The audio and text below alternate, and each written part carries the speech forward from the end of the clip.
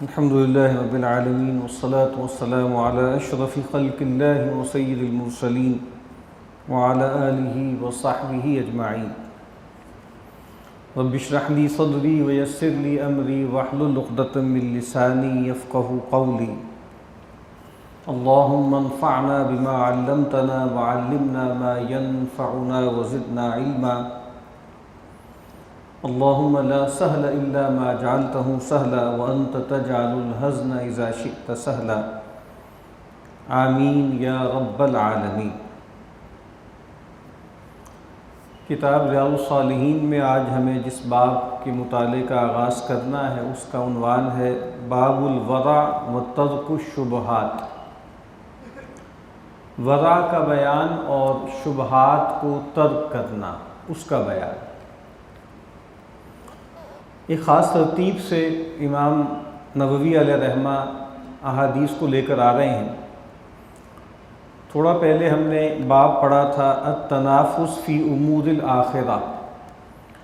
آخرت کے جو معاملات ہیں اس میں تنافس کرنا، ایک دوسرے سے کمپیٹ کرنا، ایک دوسرے سے آگے نکلنے کی کوشش کرنا. اس کے بعد جو ہے وہ باب آیا فضل الغنی الشاکر. وہ شخص کے جو مالدار ہے اور شاکر ہے اس کی کیا فضیلت ہے. اس کے بعد اگلا ہم نے باب پڑھا ذکر الموت و قصر العمل. موت کا تذکرہ اور اپنی امیدیں، آرزوئیں، تمنائیں ان کو پست رکھنا، کم رکھنا. اور جو آخری ابھی ہم نے باب، بلکہ اس کے بعد جو سیکنڈ لاسٹ باب پڑھا تھا وہ کیا تھا، استحباب زیارت القبور.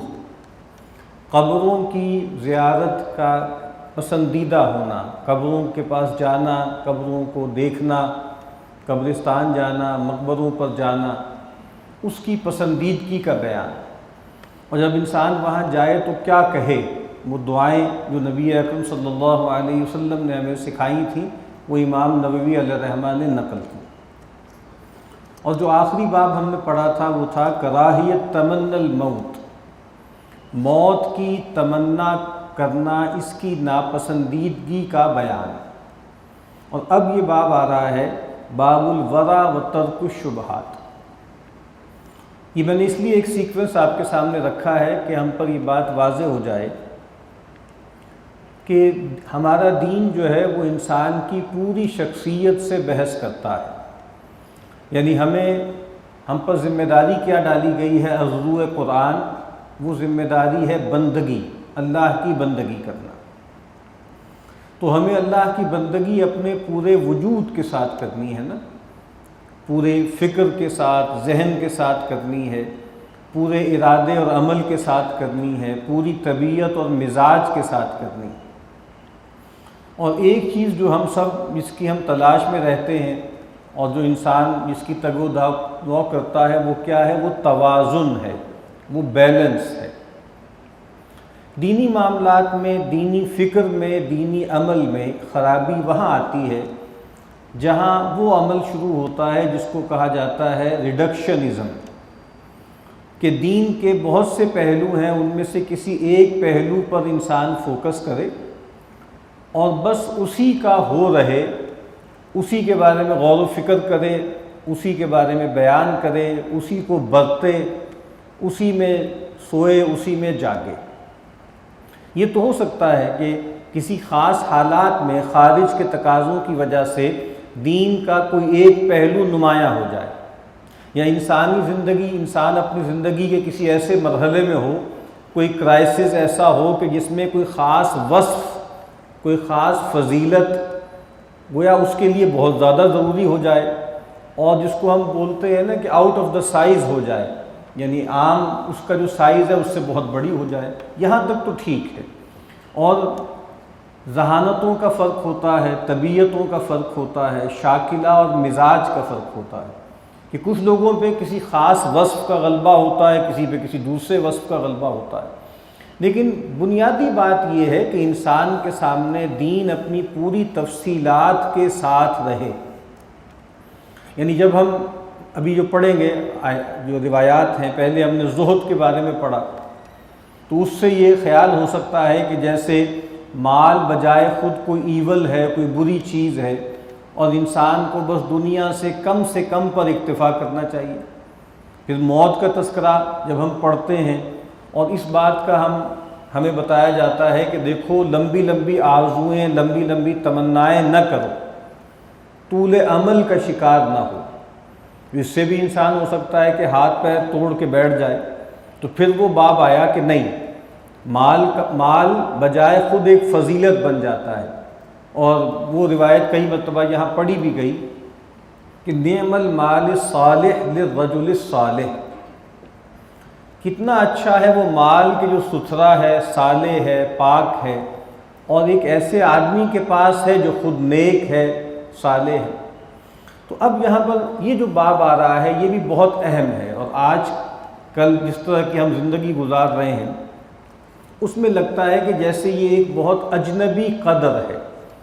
یعنی جیسے ایک زمانہ تھا میڈیول پیریڈ جس کو کہا جاتا ہے، یا مڈل ایجز کہا جاتا ہے، وہاں ایک خاص طرح کا تصادم پیدا ہوا عیسائیت کے دو گروہوں کے درمیان، یعنی کیتھولسزم میں اور پھر پروٹسٹنٹزم میں ایک تصادم پیدا ہوا، اور پھر وہاں پر ایک پرسیکیوشن کا ایک پورا ادارہ بنایا گیا جس کو انکوزیشن بولتے ہیں۔ اس کو ہماری روایت میں محنہ کہتے ہیں، محنہ، یعنی طاقت کے زور پر کچھ افکار کو پھیلایا جائے اور کچھ افکار کو کچلا جائے۔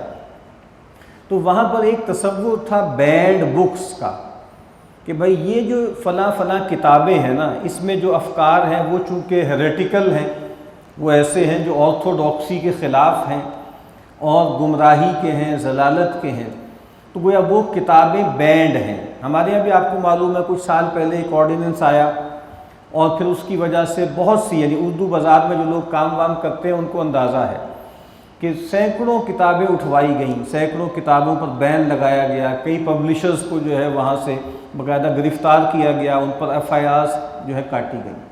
تو جیسے بینڈ بکس کا ایک تصور ہے، اسی طریقے سے کچھ بینڈ کانسیپٹس ہیں۔ تو جو جدید اسلام کا بیانیہ ہے نا، اس میں کچھ تصورات جو دینی ہیں لیکن وہ آہستہ آہستہ بینڈ ہوتے جا رہے ہیں، اور کچھ بینڈ جو ہے وہ طاقتوں کی طرف سے ہوتا ہے، اور کچھ سیلف سینسر لوگ کرنے لگتے ہیں۔ ان کو لگتا ہے کہ اب یہ والی جو باتیں ہیں نا، یہ جو تصورات ہیں، یہ اب بیان کرنا وارے میں نہیں ہے، اور جو جدید ذہن ہے نام نہاد وہ اس کو قبول نہیں کرے گا۔ مثال کے طور پہ جیسے تقدیر کا مسئلہ ہے، تقدیر پر ایمان، یہ مبحث اب بیان کرنا بہت مشکل ہے، چونکہ اس کو اتنا زیادہ سٹگمیٹائز کر دیا گیا ہے کہ جو مسلمان جو ہیں وہ تقدیر کے تصور کی وجہ سے یہ تدبیر سے پیچھے رہ گئے، تو وہ چیز پیچھے ہٹ گئی۔ پھر ایک اور تصور ہے مہدی کا تصور، مہدی آخر الزمان، وہ ایک تصور پایا جاتا ہے۔ اب چونکہ مسلمان بہت عرصے سے ادبار کا شکار ہیں اور زوال کا شکار ہیں اور ہاتھ پر ہاتھ دھرے بیٹھے ہیں، تو لوگوں نے خیال کیا کہ بھائی یہ جو تصور ہے نا مرد از غیب کا، کہ کوئی نجات دہندہ آئے گا، کوئی سیویئر آئے گا، کوئی مسایہ آئے گا اور آ کر ہمیں نجات دلائے گا، اس نے ہمیں کرپٹ کر دیا ہے، اس نے ہمارے قواعد عملیہ کو شل کر دیا ہے۔ تو اب اس طرح کے تصورات ہیں نا، یا تو اس کا انکار ہی کر دیا جائے کہ یہ پتہ نہیں کہیں سے آئے ہیں، یا یہ ہے کہ اس کا بیان نہ کیا جائے، اس سے لوگ چڑھتے ہیں۔ اسی طریقے سے کچھ اخلاقی اقدار ہیں جس پر بات کرنا دن بدن مشکل ہوتا جا رہا ہے، جن میں سے مثال کے طور پہ حیا ہے۔ حیا ایک بڑی قدر ہے نا دین میں، لیکن حیا پر گفتگو کرنا اب مشکل ہوتا جا رہا ہے۔ سود پر گفتگو کرنا وہ بھی مشکل ہوتا جا رہا ہے دن بدن۔ جہاد فی سبیل اللہ یعنی جہاد بمانی قتال، وہ آہستہ آہستہ آہستہ آہستہ نکلتی جا رہی ہے۔ آپ کو معلوم ہے کہ سعودی عرب کے اندر تو اب تقریباً یہ بات مشکل ہو گئی ہے کہ کوئی آدمی حرمین تو چھوڑ دیں، کسی بھی عام مسجد میں یہ والی آیتیں اگر آپ پڑھیں نا کہ لا تتخذوا الیہود والنصارى اولیاء، تو آہستہ آہستہ یہ آیتیں اب یعنی رہبر تلاوت تو کریں گے اس کی، لیکن اس پر خطبہ دینا، اس پر گفتگو کرنا، اس کو موضوع بنانا، یہ دن بدن مشکل ہوتا جا رہا ہے۔ خاص طور پہ جو نام نہاد ابراہیمک ایکارڈ جو ہے وہ کر رہے ہیں خلیجی ممالک، اس کے بعد تو اب ظاہری بات ہے کہ وہ سارا قصہ ہی ختم ہونے جا رہا ہے، ہو چکا ہے اور جگہوں سے ہو جائے گا۔ تو اسی طریقے سے ایک اور جو قدر ہے جس پر جو ایک ٹیبو بنتی جا رہی ہے وہ زہد ہے، اور زہد کے ساتھ جڑی ہوئی چیز یہ ورع ہے، جس پر ہمیں آج گفتگو کرنی کہ یہ ورع کیا ہوتی ہے۔ اور یہ تو کوئی رہبانیت ہے، یہ کوئی جو ہے وہ صوفیانہ گفتگو ہے، اور یہ ایسی باتیں ہیں کہ جو مسلمانوں کو دنیا میں آگے بڑھنے سے روکتی ہیں۔ تو یہ جو ورع اور شبہات کو ترک کرنا، یعنی ورع یعنی احتیاط اختیار کرنا، تقوی اور ورع جڑے ہوئے تصورات ہیں، اور شبہات کو ترک کرنا، ظاہری بات ہے یہ چیز بھی ایسی ہے کہ اب یہ بیان کرتے ہوئے بھی عجیب سا لگتا ہے، شرمندگی سی بھی ہوتی ہے کہ یہ وہ دور ہے کہ جس میں کھلا کھلا حرام اور کبائر، بلکہ اکبر الکبائر سے بچنا جو ہے اس کے بھی لالے پڑے ہوئے ہیں۔ تو آپ یہ کہیں کہ جناب آپ مکروہات سے بچیں، آپ سے یہ کہا جائے کہ آپ شبہات سے بچیں، آپ سے یہ کہا جائے کہ آپ کچھ ایسے مباح چیزوں سے بھی بچیں کہ جس میں اوور انڈلجنس سے امکان ہے کہ آپ حرام میں پڑ جائیں گے، یہ چیزیں تو بالکل اجنبی ہیں، یعنی اس کو تو کوئی سنے گا ہی نہیں نا کہ بھائی اس میں تو بس آپ، یعنی یہ جو دور ہے اس میں وہ لوگ پاپولر ہیں میڈیا پہ بھی اور بھی جو منیملسٹ اسلام کے جو ہے وہ پروپوننٹ ہیں۔ بھائی کم سے کم آپ بتا دیجئے ہمیں بھائی کیا کرنا ہے کہ جس سے نجات ہو جائے۔ تو دنیا کے معاملے میں ہم میکسیملسٹ ہیں اور دین کے معاملے میں ہم منیملسٹ ہیں کہ بس بالکل چھوٹا سا اسلام دے دیجئے، بے ضرر سا ہمیں، جس پر ہم عمل کر لیں، جس سے نہ ہماری ذاتی زندگی میں کوئی فرق پڑے، نہ معیشت میں، نہ معاشرت میں، نہ ہمارے ریاستی انتظام میں کوئی حرف آئے، اس طرح کا کوئی دین ہمیں جو ہے بنا کر اپنی خراد پر چڑھا کر جو ہے وہ آپ نک سکھ سے درست کر کے دے دیں۔ تو یہ ساری تمہید میں نے اس لیے باندھی ہے کہ یہ جو تصور ہم پڑھنے جا رہے ہیں ورع کا، یہ تصور اب ایسا ہے کہ جس کو بیان کرتے ہوئے بھی انسان کی زبان لڑکھڑاتی ہے، اس کو شرم آتی ہے۔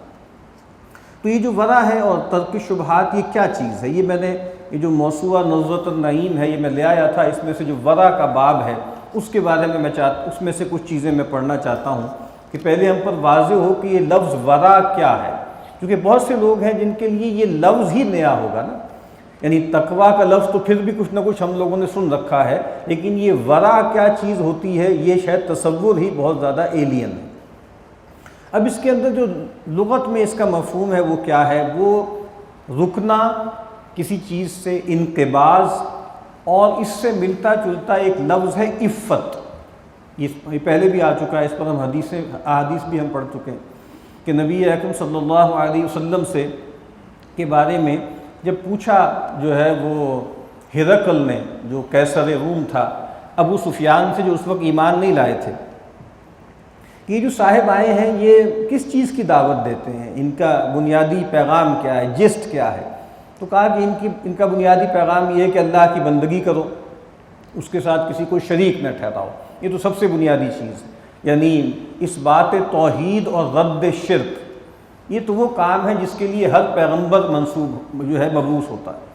اور پھر کہا کہ یہ کیا کرتے ہیں، ہمیں حکم دیتے ہیں بالصلاۃ والصدقۃ والعفاف، یعنی کئی روایتیں ہیں نماز کی، صدقہ کی اور عفاف کی۔ عفاف یا عفاف کا مطلب کیا ہوتا ہے؟ عفت اختیار کرنا، رکنا، بچنا۔ تو اس کے اندر ورع کے اندر بھی بنیادی مفہوم کیا ہے؟ اپنے آپ کو بچانا۔ کچھ لوگوں نے کہا کہ ورع اور تقویٰ ایک ہی ہے، لیکن ورع میں اور تقویٰ میں جو ایک فرق بیان کیا جا سکتا ہے وہ یہ ہے کہ تقویٰ جو ہے وہ تو ایک حالت کا نام ہے۔ قرآن مجید میں تقویٰ کو منسوب کیا گیا دل کی طرف۔ صحابہ کرام کے بارے میں فرمایا اولئک الذین امتحن اللہ قلوبہم للتقویٰ، یہ وہ لوگ ہیں کہ اللہ تعالیٰ نے ان کے دلوں کی جانچ کر لی ہے تقویٰ کے لیے۔ اور فرمایا نے کہ جو اللہ تعالیٰ کے شعائر کا احترام کرتا ہے فإنہا من تقوی القلوب، تو وہ دلوں کے تقویٰ میں سے ہے۔ اور نبی اکرم صلی اللہ علیہ وسلم نے بالکل اس کو کھول کر بیان کر دیا۔ آپ نے ایک مرتبہ فرمایا التقویٰ ہا ہنا، التقویٰ ہا ہنا، التقویٰ ہا ہنا، ویشیر الی صدرہ۔ رسول اللہ صلی اللہ علیہ وسلم نے اپنے جو ہے وہ سینہ مبارک کی طرف اشارہ کرتے ہوئے 3 دفعہ فرمایا تقویٰ یہاں ہوتا ہے، تقویٰ یہاں ہوتا ہے۔ گویا تقویٰ کا جو محل ہے وہ کیا ہے؟ وہ قلب ہے۔ تو تقویٰ تو ایک باطنی چیز ہے نا، تقویٰ تو کسی جو ہے وہ امپیریکل چیز نہیں ہے، وہ ناپ تول میں نہیں آ سکتا، لیکن ورع جو ہے وہ تقویٰ کا مظہر ہے۔ یعنی مظہر کا مطلب کیا ہے کہ یہ ایک رویہ ہے جس سے یہ پتہ لگتا ہے کہ یہ صاحب تقویٰ ہے، یعنی ہم کہا جاتا ہے یہ بڑے صاحب ورع ہیں، یعنی وہ تقویٰ گویا ان کی زندگی سے، ان کے ایٹیچیوڈ سے، ان کے رویے سے ظاہر ہوتا ہے۔ بلکہ آپ دیکھیے سورہ نازعات میں جو فرمایا نا کہ وَأَمَّا مَنْ خَافَ مَقَامَ رَبِّهِ، جو اپنے رب کے سامنے کھڑے ہونے سے ڈر گیا، یہ تو ایسنس ہے نا تقویٰ کا، یہ تو باطنی چیز ہے، لیکن وہ ظاہر کیسے ہوتا ہے تقویٰ؟ وَنَهَى النَّفْسَ عَنِ الْهَوَىٰ، اس نے پھر اپنے نفس کو روک کر رکھا خواہش سے، شہوتوں سے، جبلتوں کی تسکین سے۔ تو لگتا ہے کہ یہ دوسرا پہلو ہے، یہ ورع ہے کہ صاحب ورع کون ہوتا ہے؟ جو محتاط آدمی ہوتا ہے، جو احتیاط کا رویہ اختیار کرتا ہے۔ اسی طرح فرمایا کہ امام مناوی رحمہ اللہ فرماتے ہیں الورع ترک ما یریبک، ورع کہتے ہیں ہر اس چیز کو چھوڑ دینا جو تمہیں ریب میں ڈالے، جو تمہیں شک میں ڈالے، ونفی ما یعیبک، اور ہر اس چیز کی نفی کرو جو تمہیں عیب لگاتی ہے، والاخذ بالاوثق، اور جو پختہ چیز ہے، پکی چیز ہے، احتیاط والی چیز ہے، اس کو اختیار کرو، وحمل النفس علی الاشق، اور اپنے نفس کو زیادہ سخت چیز پر ابھارو۔ امام شافعی علیہ رحمہ کا ایک قطع بھی ہے، وہ شاعر بھی تھے بہت اچھے، انہوں نے کہا ایک موقع پر کہ اگر تمہارے اندر کھٹک پیدا ہو جائے، واضح نہ ہو کہ بھئی دو معاملات ہیں، دو معاملات میں سے کون سا زیادہ حق سے قریب ہے، تو یہ دیکھو کہ جو تمہارے نفس پر زیادہ شاق ہے، زیادہ گراں گزرتا ہے، اس کو اختیار کرو۔ جیسے کون سا نفس؟ نفس امارہ بالسوء، جو چیز تمہارے نفس امارہ بالسوء پر بار بنتی ہے، اس پر کھٹک کا باعث بنتی ہے، سختی کا باعث بنتی ہے، اس کو اختیار کرو۔ اس کو کہتے ہیں ورع۔